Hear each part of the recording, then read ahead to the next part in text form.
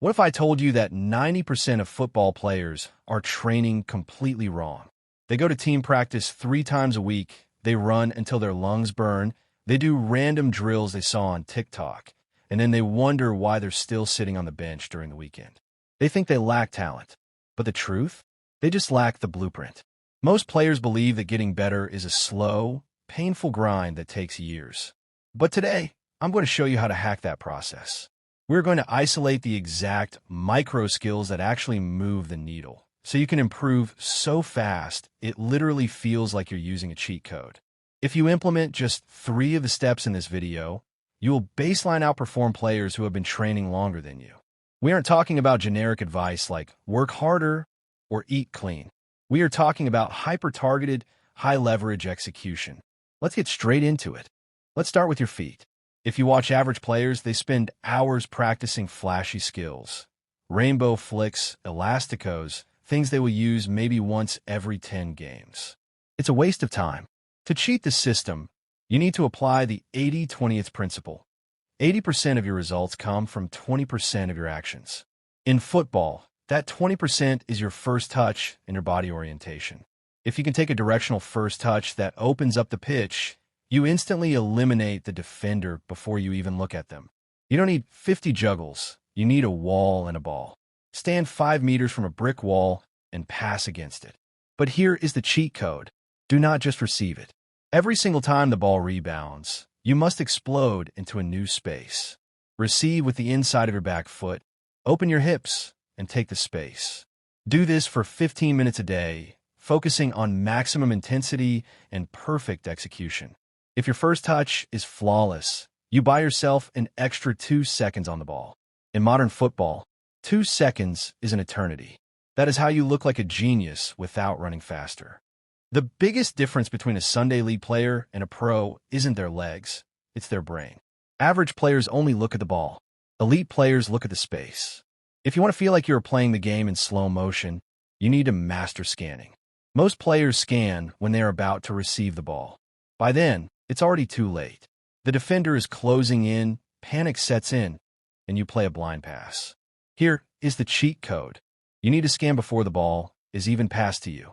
Look over your shoulder every 2 to 3 seconds when your team has possession. Develop a mental map of the pitch. When the ball finally arrives, you shouldn't be thinking, what do I do now? You should already know exactly where the open teammate is, where the defender is pressing from, and where the empty space lies. To train this, next time you do your wall drills, force yourself to look over your shoulder right after you kick the ball before it hits the wall and comes back. It will feel awkward at first, but once it becomes muscle memory, you will feel like you have a mini-map in the corner of your eye. Let's talk about physicality. You don't need to be the strongest guy in the gym or a marathon runner to dominate the pitch. Football is a game of deceleration and acceleration. It's not about how fast you can run a straight line. It's about how quickly you can stop, change direction, and explode again.